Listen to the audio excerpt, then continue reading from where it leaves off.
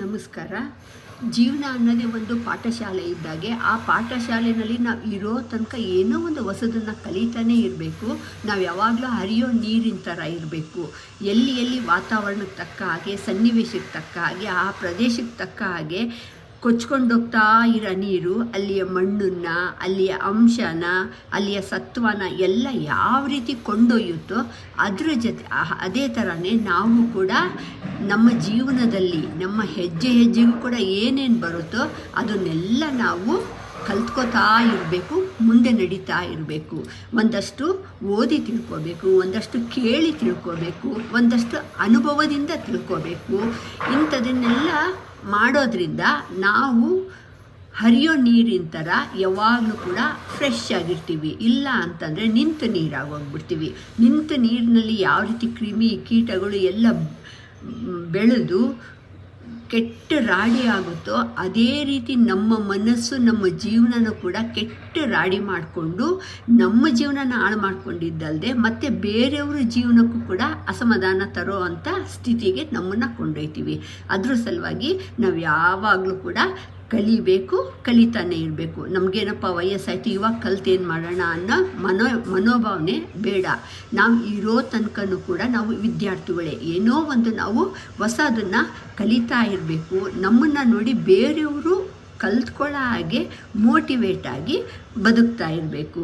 ಎಲ್ಲನ ಅನುಭವದಿಂದನೇ ತಿಳ್ಕೊಬೇಕು ಅಂತೇನಿಲ್ಲ. ಇವಾಗ ನಾವು ಒಂದು ಕಂದಕ ಇರುತ್ತೆ, ಅದನ್ನು ದಾಟೋದಕ್ಕೆ ಪ್ರಯತ್ನ ಪಡ್ತೀವಿ. ಅದು ದಾಟೋಕ್ಕಾಗೋದಿಲ್ಲ ಅಂತ ಗೊತ್ತು, ತುಂಬ ದೊಡ್ಡದಾಗಿರುತ್ತೆ. ಅದನ್ನು ನಾವು ದಾಟೇ ನೋಡಬೇಕು ಅಂತೇಳ್ಬಿಟ್ಟು ಏನಿಲ್ಲ. ಅದು ನಮ್ಮ ಬುದ್ಧಿಯಿಂದ ಗೊತ್ತಾಗುತ್ತೆ. ಅದನ್ನು ದಾಟಕ್ಕೆ ಹೋದರೆ ಏನಾಗುತ್ತೆ ಅಂದರೆ ನಾವು ಅದರಲ್ಲಿ ಬೀಳೋವಂಥ ಚಾನ್ಸಸ್ ಇರುತ್ತೆ ಅಂತೇಳಿ. ಅದಕ್ಕೆ ಕಾಮನ್ ಸೆನ್ಸ್ ಅಂತೇಳ್ಬಿಟ್ಟು ಹೇಳ್ತಾರೆ. ಅದರ ಸಲುವಾಗಿ ಇಂಥದನ್ನೆಲ್ಲ ನಾವು ಉಪಯೋಗಿಸ್ಕೊಂಡು, ನಾವು ಬುದ್ಧಿನ ಉಪಯೋಗಿಸ್ಕೊಂಡು ಹೊಸದನ್ನು ಕಲ್ತ್ಕೊಂಡು ಹೋಗೋದ್ರಿಂದ ನಮ್ಮ ಜೀವನನ ಸುಂದರವಾಗಿ ರೂಪಿಸ್ಕೊಳ್ಳೋದಕ್ಕೆ ತುಂಬ ಸಹಾಯ ಆಗುತ್ತೆ. ಯಾರು ತಪ್ಪು ಮಾಡಿರ್ತಾರೋ ಅಂಥವ್ರನ್ನ ನೋಡಿ ನಾವು ಒಂದು ಪಾಠದ ಥರ ಕಲ್ತ್ಕೋಬೇಕು. ನಮ್ಮ ಜೀವನದಲ್ಲೂ ಕೂಡ ಎಲ್ಲನೂ ಕೂಡ ಒಳ್ಳೆಯದೇ ಆಗುತ್ತೆ ಅಂತಬಿಟ್ಟು ಹೇಳೋಕ್ಕಾಗೋದಿಲ್ಲ. ತಪ್ಪುಗಳನ್ನು ಕೂಡ ನಾವು ಮಾಡ್ತಾನೇ ಇರ್ತೀವಿ. ತಪ್ಪುಗಳು ಮಾಡಿದಾಗ ಅದನ್ನು ಒಂದು ಜೀವನಕ್ಕೆ ಪಾಠದ ಥರ ತೊಗೋಬೇಕು. ಮತ್ತೆ ಅದು ರಿಪೀಟ್ ಮಾಡೋಕ್ಕೆ ಹೋಗಬಾರ್ದು. ಮಾಡಿದ್ದ ತಪ್ಪುಗಳನ್ನೇ ನಾವು ರಿಪೀಟ್ ಮಾಡ್ತಾ ಹೋಗಬಾರ್ದು. ದಿನ ಒಂದೊಂದು ಹೊಸ ವಿಷಯ ಕಲಿಯೋದ್ರಿಂದ ನಮ್ಮ ಜೀವನನ ನಾವು ತುಂಬ ಸುಧಾರಿಸ್ಕೊಂಡು ಒಳ್ಳೆ ಜೀವನನ ಮಾಡೋದಕ್ಕೆ ತುಂಬ ನಮಗೆ ಒಳ್ಳೆಯದಾಗತ್ತೆ. ಮತ್ತು ಯಾರು ತಮ್ಮ ಜೀವನನ ಪ್ರೀತಿಸ್ತಾರೋ, ತಮ್ಮನ್ನು ತಾವು ಪ್ರೀತಿಸ್ತಾರೋ, ತಮ್ಮ ಕುಟುಂಬನ ಪ್ರೀತಿಸ್ತಾರೋ ಅವರು ಯಾವಾಗಲೂ ಕೂಡ ಸದಾ ತಾಳ್ಮೆಯಿಂದ, ನೆಮ್ಮದಿಯಿಂದ, ಸಂತೋಷದಿಂದ ಕಲಿಬೇಕು ಅಂತಂದರೆ ಏನೋ ಒಂದು ಹೊಸದನ್ನು ಕಲಿಬೇಕು. ಯಾವುದ್ರಲ್ಲೂ ಒಂದು ಇಂಟ್ರೆಸ್ಟನ್ನು ಬೆಳೆಸ್ಕೋಬೇಕು.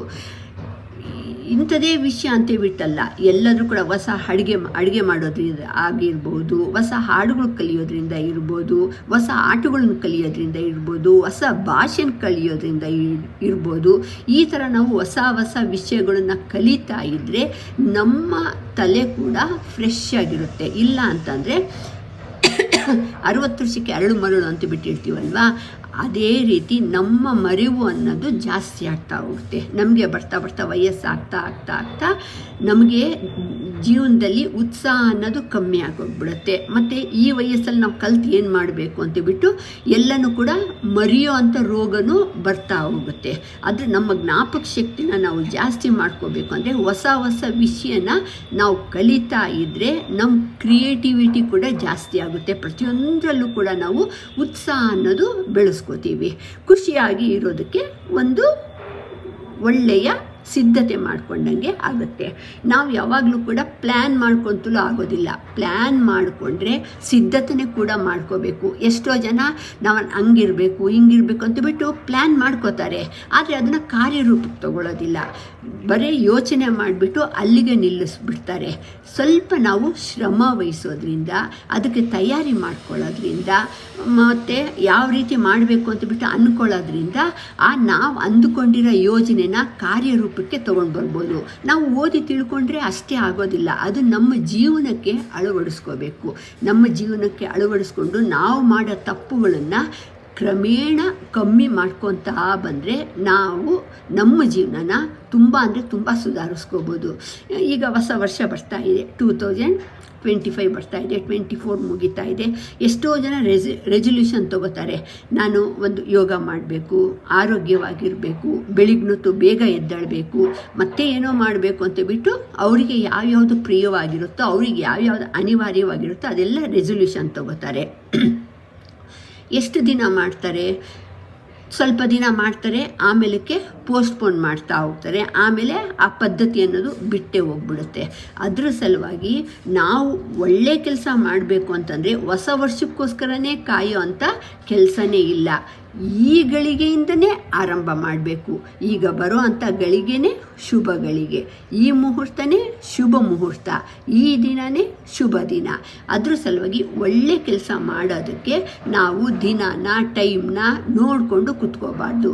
ನಮಗೆ ಯಾವಾಗ ಅನಿಸುತ್ತೆ ಅದು ನಾವು ನಮ್ಮ ಜೀವನಕ್ಕೆ ಅಳವಡಿಸ್ಕೊತ ಮುಂದೆ ಸಾಗ್ತಾ ಇರಬೇಕು. ನಾವು ಕೂಡ ಹೊಸದಾಗಿರೋಂಥ ತುಂಬ ತಿಳಿಯಾಗಿರುವಂಥ ಹರಿಯೋ ನೀರಾಗೋಣ. ಯಾವಾಗಲೂ ಕೂಡ ನಿಂತು ನೀರಾಗೋದು ಬೇಡ. ನಿಂತು ನೀರಾದರೆ ಅದು ಬರ್ತಾ ಬರ್ತಾ ಬರ್ತಾ ನಾರಿ ವಾಸನೆ ಆಗುತ್ತೆ. ಅದೇ ಹರಿಯೋ ನೀರಾದರೆ ಯಾವಾಗಲೂ ಕೂಡ ಹೊಸದಾಗಿರುತ್ತೆ, ತಿಳಿಯಾಗಿರುತ್ತೆ. ಅದನ್ನು ಯೂಸ್ ಮಾಡೋದಕ್ಕೂ ಕೂಡ ತುಂಬಾ ಆರೋಗ್ಯಕರವಾಗಿರುತ್ತೆ. ಅದೇ ರೀತಿ ನಮ್ಮ ಜೀವನ ನಾವು ಕೂಡ ಅಷ್ಟೇ. 4 ಜನರ ಸಂಪರ್ಕಕ್ಕೆ ಹೋದರೆ ನಮ್ಮನ್ನು ನೋಡಿಬಿಟ್ಟು ಬೇರೆಯವರು ಕಲಿಯೋ ಅಂಥ ವಿಷಯಗಳಿರಬೇಕು, ನಾವು ಅವರಿಂದ ಕಲಿಯೋಂಥ ವಿಷಯ ಇರಬೇಕು. ಯಾವಾಗಲೂ ಕೂಡ ಅಹಂಕಾರ ಬೇಡ. ನಾನೆಲ್ಲ ಕಲ್ತ್ಬಿಟ್ಟಿದ್ದೀನಿ, ಅವರೇನು ನಾನು ಹಂಗೆ ಹಿಂಗೆ ಅನ್ನೋದು ಬೇಡ. ನಾವು ಯಾವಾಗ ಹಂಗೆ ಅನ್ಕೋತೀವೋ ನಮ್ಮ ಬೆಳವಣಿಗೆ ಅಲ್ಲಿಗೆ ಸ್ಟಾಪ್ ಆಯಿತು ಅಂತೇಳಿ. ನಾವಿರೋ ತನಕ ಹೊಸದನ್ನು ಕಲಿತಾನೆ ಇರಬೇಕು. ಈ ಜ್ಞಾನ ಅನ್ನೋದು ಪ್ರತಿಯೊಂದು ಕೂಡ ಇಂಥದ್ದು ಅಂತೇಳಲ್ಲ, ಯಾವುದೇ ಆಗಿರ್ಬೋದು. ಎಲ್ಲ ಜ್ಞಾನ ಅನ್ನೋದು ಒಂದು ಸಾಗರ ಇದ್ದಾಗೆ. ಅದಕ್ಕೆ ಆಳನೂ ಗೊತ್ತಿಲ್ಲ, ವಿಸ್ತಾರನೂ ಗೊತ್ತಿಲ್ಲ.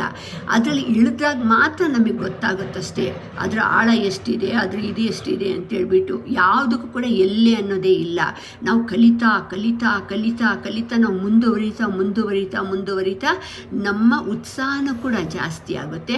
ಮತ್ತು ನಾನು ಇನ್ನೂ ಏನು ಕಲಿತೇ ಇಲ್ವಲ್ಲಪ್ಪ, ಇಷ್ಟು ವರ್ಷ ಸುಮ್ಮನೆ ನನ್ನ ಜೀವನನೇ ನಾನು ವೇಸ್ಟ್ ಮಾಡಿಬಿಟ್ನಲ್ಲ, ಎಷ್ಟೊಂದಿದೆ ಜೀವನದಲ್ಲಿ ನಾವು ಕಲಿಯೋ ಅಂಥದ್ದು ಅನ್ನೋ ಅರಿವು ಅನ್ನೋದು ನಮಗೆ ಆಗ್ತಾ ಹೋಗುತ್ತೆ.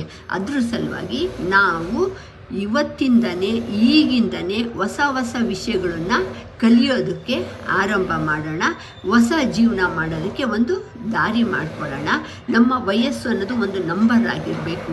ನಾವು ಯಾವಾಗಲೂ ಕೂಡ ಯೌವನವಂತರೇ ಆಗಬೇಕು ಜೀವನದಲ್ಲಿ. ಯಾವಾಗಲೂ ಕೂಡ ನನಗೆ ವಯಸ್ಸಾಯಿತು, ನಂದು ಆಗೋಯಿತು ಅಂತಬಿಟ್ಟು ಅನ್ನೋ ಮಾತುಗಳು ನಮ್ಮ ಬಾಯಲ್ಲಿ ಬರಲೇಬಾರ್ದು.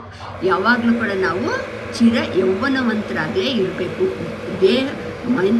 ವಯಸ್ಸು ಅನ್ನೋದು ದೇಹಕ್ಕೆ ಹೊರತು ಮನಸ್ಸಿಗಲ್ಲ. ಅದ್ರ ಸಲುವಾಗಿ ನಾವು ಇರೋ ತನಕನೂ ಕೂಡ ನಿರಂತರವಾಗಿ ಕಲಿತಾ ಇರೋಣ. ಯಾವಾಗಲೂ ಕೂಡ ನೋಡಿ ಕಲಿ, ಓದಿ ಕಲಿ, ಮತ್ತು ಓದಿ ಕಲಿಬೇಕು, ನೋಡಿ ಕಲಿಬೇಕು. ಮತ್ತು ಅನುಭವಕ್ಕೆ ಬಂದಿದ್ದನ್ನು ಕೂಡ ನಮ್ಮ ಜೀವನನೇ ಒಂದು ಪಾಠ ಥರ ಏನೇನು ಬರುತ್ತೋ ಅದನ್ನೆಲ್ಲ ನೋಡ್ತಾ ಕಲಿತಾ ಯಾವಾಗಲೂ ಕೂಡ ವಿದ್ಯಾರ್ಥಿಗಳಾಗಿ ಬಾಳೋಣ. ವಿದ್ಯಾರ್ಥಿ ಜೀವನ ಅನ್ನೋದು ಸುಂದರವಾದ ಜೀವನ.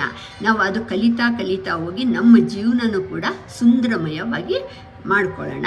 ನಮಸ್ಕಾರ.